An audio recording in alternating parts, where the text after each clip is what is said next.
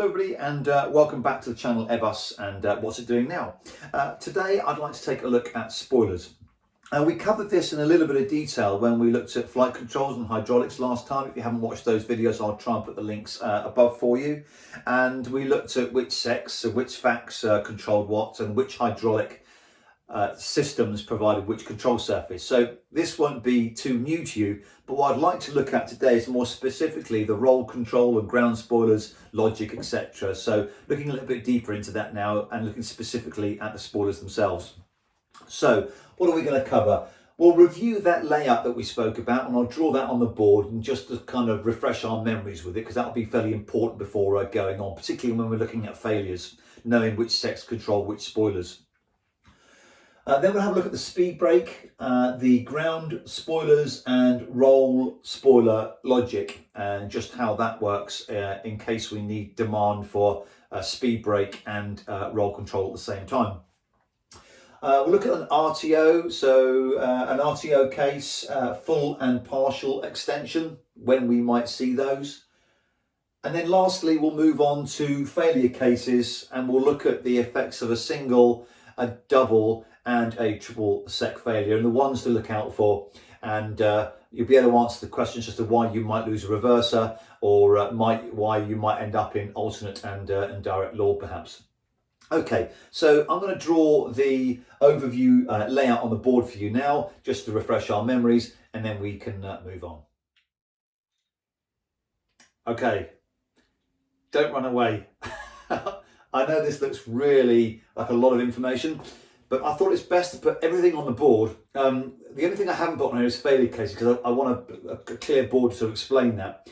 But if you can get to a situation where you can kind of write this down, you practice writing this down, it doesn't have to be an exact layout, but essentially spoilers isn't overly complicated. There are some complicated combinations, which I'll talk about a little bit later on, but essentially you have a very common theme with them.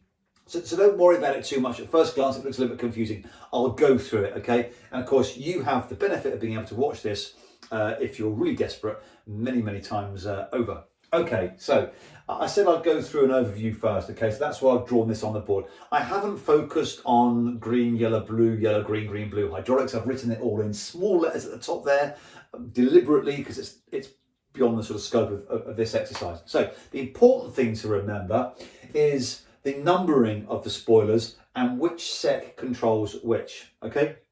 So you'll remember the 1, 2, 3, 4, 5 coming from the wing root to the outboard part of the wing is 1, 2, 3, 4, 5, and the secs is 2, double 1, double 3, 2, double 1, double 3. So that's an important thing to remember when you're looking at sec failures. So if we lost sec 2, not the end of the world, but losing sec 1 or sec 3, you're going to lose a greater portion of your spoilers, and there are other things associated with that later on, which I'll come on to. Some other sort of byproducts of those sort of secondary failures associated with that we'll talk about later on. But if you can just remember that initially, I think that goes a great way and a long way to helping you look at the consequences of sec failures. Okay, what I then like to do, the way that I remember drawing which ones are roll, which ones are speed brakes, and which ones are ground spoilers, is I start with the roll spoilers, because the roll spoilers are all but one. All but one of the spoilers, including obviously the ailerons, because we need them for roll.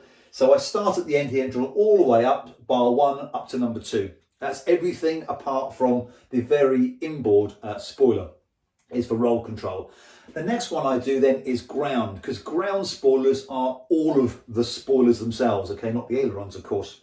Aileron droop, we'll talk about later on. It's not a medical condition, by the way. I'll discuss aileron droop a little bit later on. I'll touch on it because not all aircraft have got it fitted. So I mentioned that I would talk about aileron droop a little bit later on, but in fact I didn't. So just add it in here as I was talking about it. Aileron droop, if it's fitted to your aircraft, is basically the deflection of the aileron at spoiler extension or flap extension. So usually when you're departing, you select flap, then the aileron will droop down in the same direction as the flap to increase the lift. When landing, in order to dump that lift, the aileron will then anti-droop, which will then extend up. And I think I've got a picture of it here now to actually dump some of that lift to assist the the ground spoilers. So hopefully that helps and gives you a little bit of an understanding of droop and anti-droop. Okay, so start with a roll, all but one, then ground is all of the spoilers themselves, and the speed brakes are the ones in the middle, 2, 3 and 4. Yeah, 2, 3 and 4. Yeah, there's only the 3. So that's kind of how I draw it, okay? Hopefully that will help you remember it as well. All right, so common things that the spoilers have. If we have an electrical fault, they will automatically retract. If you have a hydraulic fault, then the spoilers will remain in the position, or they will be set in the position that they were last in when they lost the hydraulic power. The only thing that will cause them to retract is simply sort of dynamic pressure. So basically the motion of the aircraft moving through the air, that force will then push those spoilers back down. Sometimes you might see fuel penalty because the spoilers might be extended, and you can go into the QRH. I'll try and bring that up on your left hand side here because we don't tend to look at that very often. And there is a fuel penalty for a spoiler deflection if you see them on the flight control page as being extended. Excuse me. Okay, so that's something they all have in common. If we go over to the right hand side, you can still see me here. You can see the board more than me, really. If we go into the speed brakes, the speed brakes are available for the most part of the flight regime, but they are inhibited during some phases of flight. Some of them you'll probably remember, but if you have a Sec 1 and 3 fault, I'll talk about the particular failures and what that means later on, but Sec 1 and 3 means you don't have any speed brakes. If you have either a left or a right elevator fault, such as dual hydraulics, you'll lose an elevator. Green and blue springs to mind. Anyway, another subject. I did say these things migrate into the subject, or it's just me digressing. Left or right elevator, you won't be able to use the speed brakes. If you're an alpha prot or an alpha floor, again, you won't be able to use speed brakes, kind of makes sense. Full flap, you can't use them. For those that remember last year's or the year before's LOE semester, we looked at stuck thrust lever, and the crews were thinking about whether it's better to use flat full and speed brake, flat full or flat 3 and speed brake. I don't know if you remember that time. So flat full, we can't use the speed brake. And if the thrust levers are greater than MCT, again, so like a go around, for example, you can't use the speed brakes. If the speed brakes were out, so let's say you're doing flat 3, you had the speed brakes out, and then you went to flat full, then the speed brakes would retract. You can't then, or should I say, you can then use the speed brakes once you're out of that condition and 10 seconds after you've reset the speed brake. Okay, so once you're out of that condition, the speed brakes reset. 10 seconds later, you are able to use a speed brake again, but not when those conditions exist. And that's the important thing to remember. As far as priority is concerned, you'll notice that the roll spoilers uses all of the speed brake spoilers as well. Okay, so there has to be a priority here, and that's why I've written roll in big green letters, because roll has priority. So let's say now that you have the speed brakes extended and you do a gentle bank to the right. As long as that roll rate is achieved through the ailerons, then no problems at all. But if the spoilers are then needed, then the roll control spoilers will take priority, and then it will then retract the spoilers on one side in order to achieve the roll rate command. Hope that makes sense. Good. Okay, so what else do I want to move on? Roll priority we've got. Okay, another thing that's worthy of mention here, and particularly when we're looking at overspeed. Now, I produced a video recently, well, I didn't produce it, Airbus produced it, and I just put it on the channel, I stole it, which looked at the response recovery from an overspeed condition. And of course, speed brake is, and it's there in the QRH, it's there in the FCOM, FCTM, that we use for speed brake if necessary in order to bring the speed back below VMO, MMO. But be careful how much you use. Because obviously if you're high, you're in coffin corner, the aircraft is heavy, then of course the VLS is going to shoot up and you don't want the speed to come back too much. Interesting here, if you're above Mach 0.75, which let's be honest, for the most part of the cruise, unless we've got a strong tailwind, we're about 7.6, 7.7, aren't we, at high level, excuse me, then the time for the speed brake to retract from full extension. Now remember, the 320 only gives you half, so it's obviously less than this. But if you were manually flying on a 319, then the time it takes for the spoilers to go from fully extended to retracting is, as it says here, 25 seconds. That's an awful long time. So that's for full extension, of course, from full extension to flush, if you like, 25 seconds. That's a long time. So be careful when using that speed brake, particularly when you're looking at the high speed recovery. Good, autopilot on, only half speed brake in the A320. I think we've mentioned that already. Okay, good. I reckon we've covered probably the most part of this that I want to cover. A couple of things that are worth mentioning as well. If you get a failure of one spoiler, then its partner on the other side is also locked out. That kind of makes sense, doesn't it, to prevent any asymmetry. Good, my mouth's going dry, so that's a signal for me to go and get a glass of water. And then when I come back, we'll have a look at ground spoilers and we'll have a look at what we mean by phase lift dumping. We'll have a look at what happens in the event of an RTO and landing in spoiler deflection, when you might get full, when you might get partial extension, and what happens in the event of a bounce landing. Good, I'll go and get my glass of water and we'll come back and talk about it. All right, so let's take a look at ground spoilers then. And what I'd like to do first of all is have a look at the full extension. So in the event of an RTO and landing, we'll have a look at the differences between the spoilers being armed and not armed. Then we'll take a look at the phase lift dumping, which is all about partial extension. And then we'll look at the bounce landing, which is again phase lift dumping and partial extension to prevent or to reduce the severity of a bounce. Now, the differences between armed and not armed seem a little bit complicated, but I'll break it down a little bit and make it a little bit easier, but just bear with me while I'm going through it, and then we'll kind of summarize it towards the end.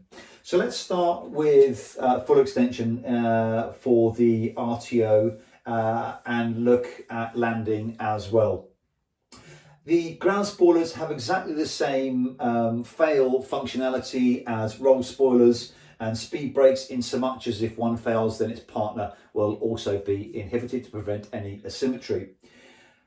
Looking at the RTO, a standard RTO situation, provided you've got the ground spoilers armed, it's greater than 72 knots and the thrusters are idle, you'll get full spoiler deflection. This is a very typical sort of RTO scenario. But do remember, if you don't meet that magic 72 knots, you won't get the full extension, and also you won't get auto brake either. Okay, so it'd be manual braking. If you haven't armed it, then as long as you're greater than 72 knots and at least one thrust lever is in reverse and the other one is at idle, you'll get your full spoiler deflection. On landing, as long as you've armed it, as we normally do, both main landing gear are on the ground, the thrust lever is at or less than idle, or reverse and less than MCT, you'll get your full spoiler deflection on landing. That's both main landing gear on the ground at full deflection. If you haven't armed it, then again, both main landing gear are on the ground and one at reverse and one less than MCT. So that covers the full extension, okay? That's pretty straightforward. Don't worry too much about the peculiarities of not arming the speed brakes, because they do have a common thing with them, which I'll talk about in a moment.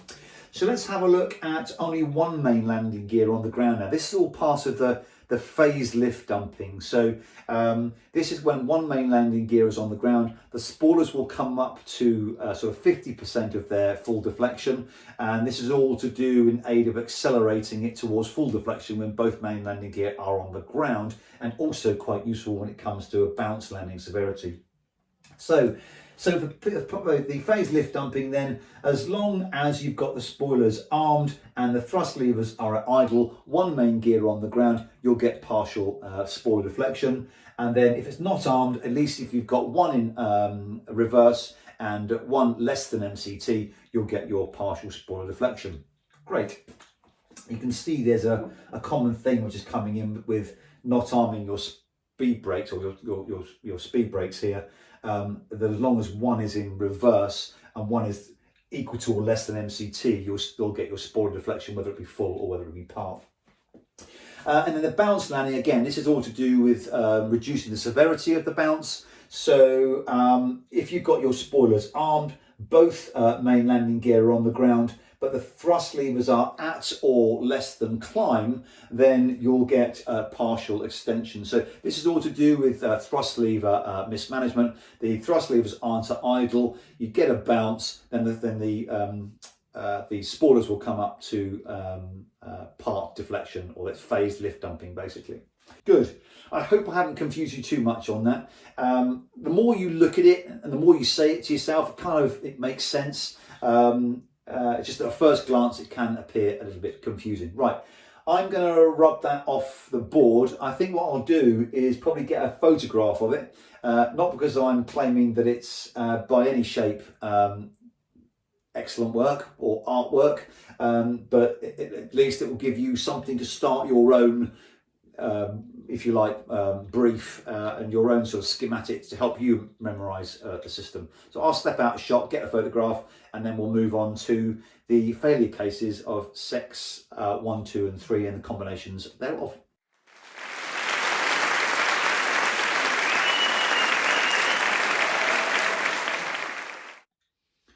Okay, so let's finish off then with the SEC failures, the spoiler elevator computers. I've drawn on the left-hand side here the layout of the SEC just to remind us really just how it's laid out with 2 double, 1 double, 3. So when we're looking at the single failures in combination, we can see which one would immediately give us the greatest effect.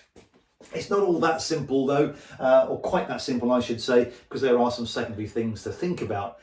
When we're looking at SEC 1 failure, we know that we're going to lose 2 pairs of spoilers. But the interesting thing about this is that we can't use the speed brake because the position of the speed brake now with SEC 1 failure isn't fed into the FAC, and so the FAC can't make the compensation for the VLS. So the VLS won't come up when the speed brake is selected, so we can't use it.